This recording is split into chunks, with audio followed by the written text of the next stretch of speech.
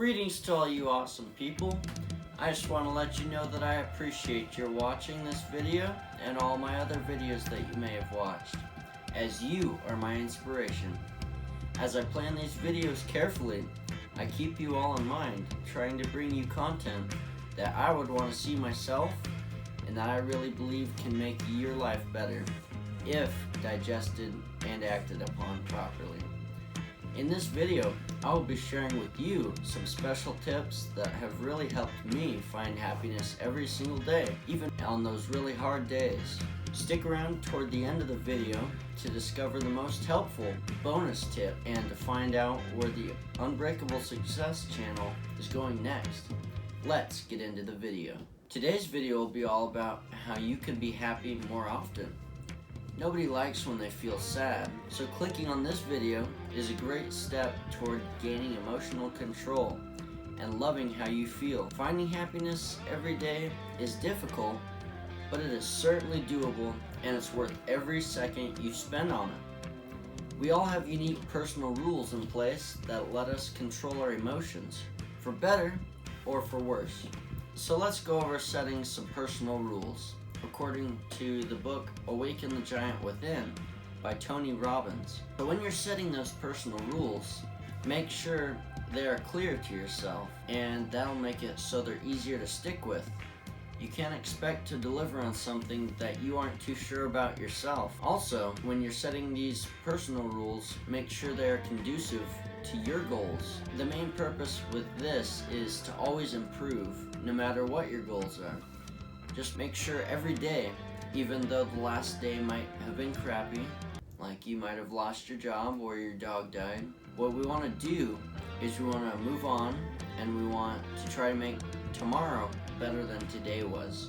So the idea is you're getting progressively better every single day, and pretty soon you'll be at your best. And that's where you want to be, because on your deathbed, when you're looking back, you don't want to be like, well shoot, I should have tried harder. No, forget about that. You want to be like, I accomplished something, I made it to the top, and I made myself better. Everything you do, from brushing your teeth in the morning, checking the news, commuting to work, checking the thermostat, I don't know, every single day, no matter what the task is, it should be done in the name of getting you closer to where you want to be. Every task that you're faced with, whether emotional or physical, ask yourself, will this make me stagnant, or will it make me successful?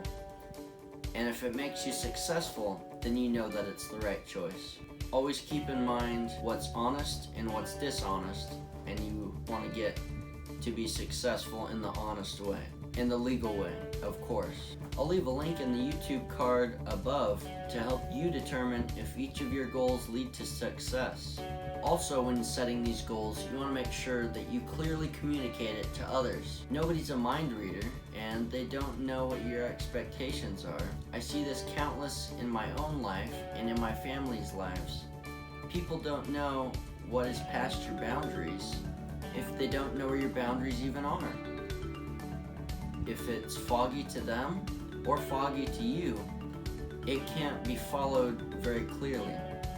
So, what you want to do is sit down with your family and friends, or whoever you feel isn't respecting your boundaries, and just let them know really clearly where those boundaries are, so they know what is within your boundaries and what is reaching over the boundaries, so they can be more cognizant of following those personal rules that you've set for yourself. Everyone that respects you will respect your boundaries, if they are set within reason. Another thing to consider when you're setting your personal rules is whether or not it's within your control. And what this does is efficiently focus your effort and your energy on things that you can control. There's no point in exhausting your mind over what could have been, or something that you didn't even have control over in the first place, because even if you had a second chance, they're out of your control and they're not worth your time worrying about it. Only your actions are under your control. And you can either choose to ignore or dwell on what everybody else does. And personally, I choose to ignore the actions of other people and focus on things that I can control, because I know that if I focus on those things, I will be able to use my energy efficiently, and that will give me forward momentum as opposed to dragging me down, worrying about something I couldn't control in the first place. Nobody else can control you, regardless of how it may seem. For example, people like to say things like, "He made me angry," or "She ruined my entire weekend." We like to place the blame on others to deflect the responsibility that we were supposed to have. We want to replace those phrases with better phrases like, "He chose to do X and I chose to be angry after that." Or, "She made X decision. Seeing her made me disappointed." And by saying these things, I take responsibility for my own actions. When you're making an emotional decision, ask yourself, was this within my control? And if it wasn't, that's probably a good sign that you shouldn't be spending any more energy on it. However, if it was within your control, you want to think about it a little bit. And the next time that you are faced with a similar decision, go off of what you learned from your mistakes. And that is how we gain that forward momentum. Last but not least, make sure when you're setting your personal rules that they're not impossible to fulfill. See what happens if you set an impossible goal or an impossible rule for yourself to follow. You take a look at that high bar you set for yourself and you say, "Man, there's no way I'm going to ever achieve that, or I can't ever be successful with that high of a goal." So start small and gradually increase the level of difficulty for yourself, and that makes it more likely for you to follow through with that goal. If it's unattainable, it's counterintuitive. It will leave you sad and unfulfilled if you set a rule that is too high of a standard. And lastly, for those of you who watched up to this point, I want to say thank you for hanging in there and hearing what I have to say. Also, I'd like to give you a bonus tip that will help you consistently be happy. The secret is to strengthen each one of your close relationships. This will get you through life's crappy times.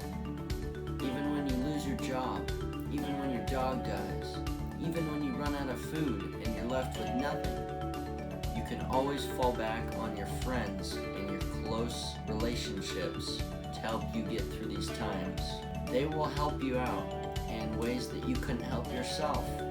For instance, they could help you establish a long-term connection that could get you that really high-up job. They will help you in whatever way that they can because they want to see you succeed.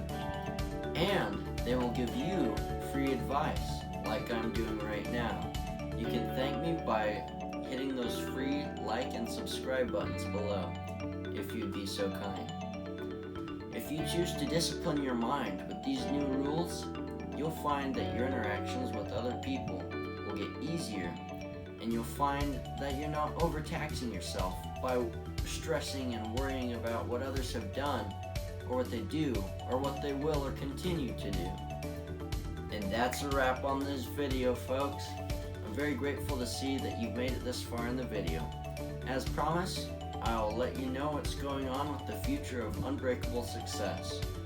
My goal was always to provide you with a lot of value, as much as I can, and help you out in some way with finding your unique path to success. This is not an easy process. Most people spend entire lives doing this. So, I will wrangle up some interviewees and collect their view on success for you guys to consider. Let me know down in the comment section below what questions you guys have for me to reply with either a comment or possibly even a future video. And I'll see you in the next one.